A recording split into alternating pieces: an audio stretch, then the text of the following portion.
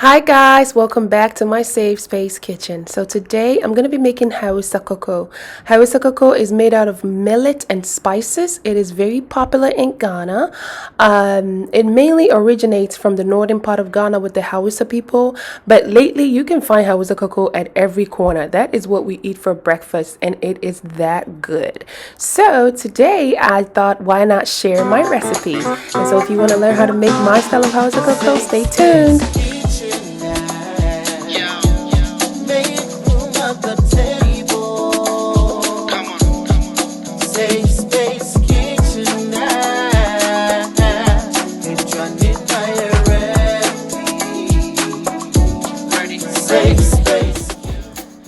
So today I'm going to be using little millets for this particular recipe. Normally we use pearl millets. That is a popular millet in Ghana, but whatever kind of millet you have should work. As long as you follow a correct recipe, it should be fine. So in my bowl, I'm going to go ahead and pour out my millet, and then I will go ahead and soak it. But before that, I want to show you guys how tiny these millets are. Look at it. It's so tiny, right? But it works perfectly. So I'm going to go ahead and add water to this, and once I add my water, I'm going to go ahead and cover it up and let it sit overnight. You want your millet to sit overnight so that it can soften up a little bit for grinding the next day.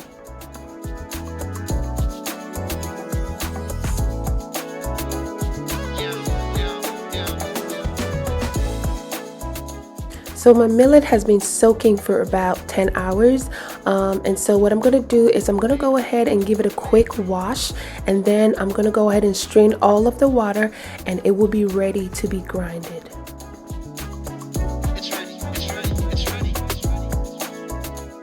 So I went ahead and strained all of the water out, and so now what's gonna happen is I'm gonna go ahead and in my food grinder I will be grinding my millet and my spices. So I will go ahead and pour my millet in my grinder, and then I would add my spices. Adjust the spices to your taste. Here I have some ginger, some wesa, also known as West African black pepper. I have some chili pepper, some cloves, some selim, and some wediaba, also known as calabash, nutmeg. All of those spices are gonna go on top of my millet, and I'm gonna go ahead and grind it.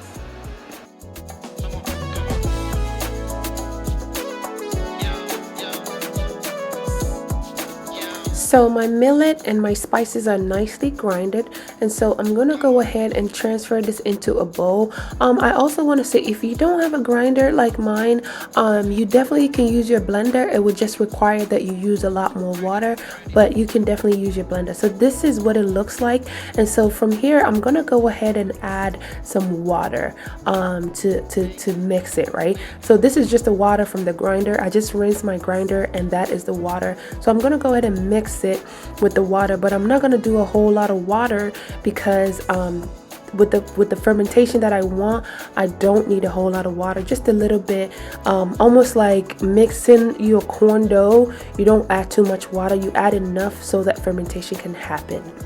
So after I have added the water to my desired texture, I'm going to go ahead and scrape the rest of the millet off my hands, and then I'm going to go ahead and cover this up and let it sit in room temperature for 3 days to allow fermentation to happen.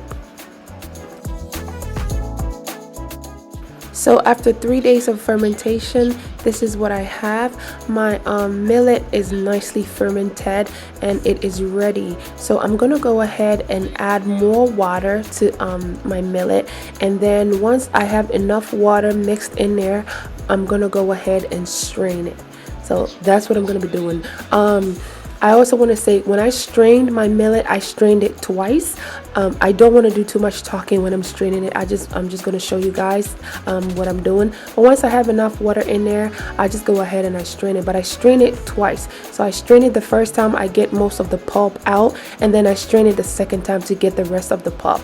And I do that by using my cheesecloth, and that's what you see there. So that's all I'm going to be doing here.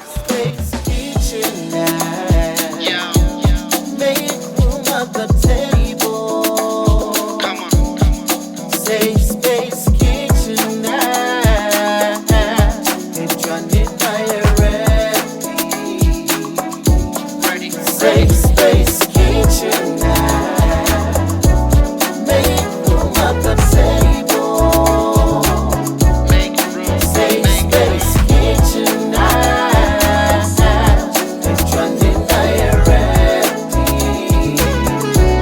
Ghanaian flavors. Safe space. Sprinkled with American goodness. Safe space. Put no one and only God footprint.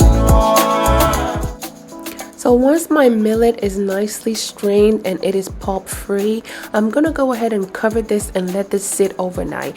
If you don't want it to sit overnight, you just simply have to wait for the water to separate from the millet, and that is your indication that it is ready to be cooked. So when it looks like this, it is ready to be cooked. So all that I'm gonna be doing here is I'm going to first pour the water at the top, and I'm gonna boil that and then later add the rest of the millet.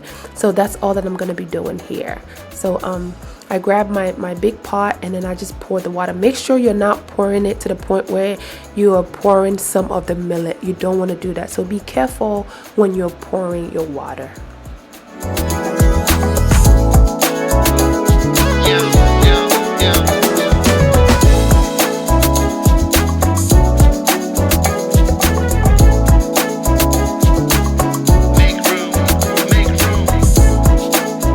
So I'm gonna go ahead and cook my water. I want to make sure that I bring that water to a boil before I cook my millet. So once my water comes to a boil like so, I lower my heat and then I separate my water into two. Once I separate my water into two, I go ahead and I add my millet and I start stirring really fast and vigorously. If you don't do that, your porridge is gonna be lumpy, and nobody wants no lumpy cocoa. That's not what we're doing. So you got to make sure that you are stirring it quickly and making sure that you're avoiding the lumps. That's what I meant to say, sorry. So yeah, I continue to mix it really fast, not that fast, of course. My video, I fast forwarded it, but just make sure you're mixing it really fast. And as you continue to stir it, continue to add your hot water until you run out of your hot water. Once the consistency, so you're adding the hot water because you want it to be a lot looser, right? Millet will thicken up pretty fast, and so as you continue to stir it, you add your warm water until you run out of your warm water. Now when you run out of your warm water and you feel like your cocoa is still thick, you can warm up some water in your microwave or cook it on the side and add some, and that is what I just did over here. And I continue to stir it, continue to just stir it quickly until it gets the consistency that you want.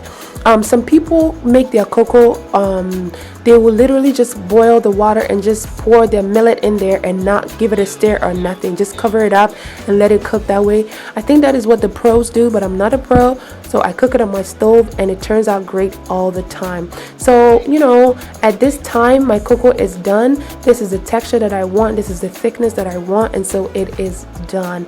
We are ready to enjoy this cocoa today. So that's it, you guys. I'm gonna go ahead and take it off my heat and then just let it sit for a little bit. But I wanted to show you guys, I left a little bit of my millet, and this is gonna go in my refrigerator, and whenever I'm ready to make it, I just add a little bit of water and then I separate it just like I did, and then I will cook it. So yeah, this is it, you guys. The cocoa is done. I know it took a long, the process is so long, but it's so worth it because it's so good, right? And so yeah, I thought, why not share my recipe with you guys today?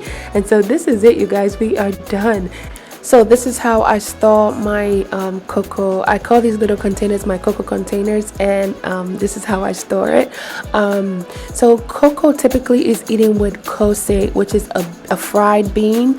I will probably upload a video of that very soon, but I have a video on my Instagram, SafeSpacekitchenette. You can check it out. You can also eat it with bread or puff, whatever you prefer, you can eat it with. So yeah, this is it, you guys. Thank you guys for watching this video today. If you are new to my channel, this is my Safe Space Kitchen. I make cooking videos and I try to make it as fun as possible.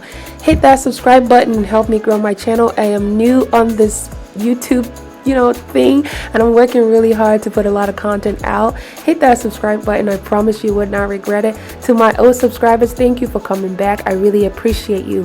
Until next time, you guys, thank you for watching, and I'll see you in my next video.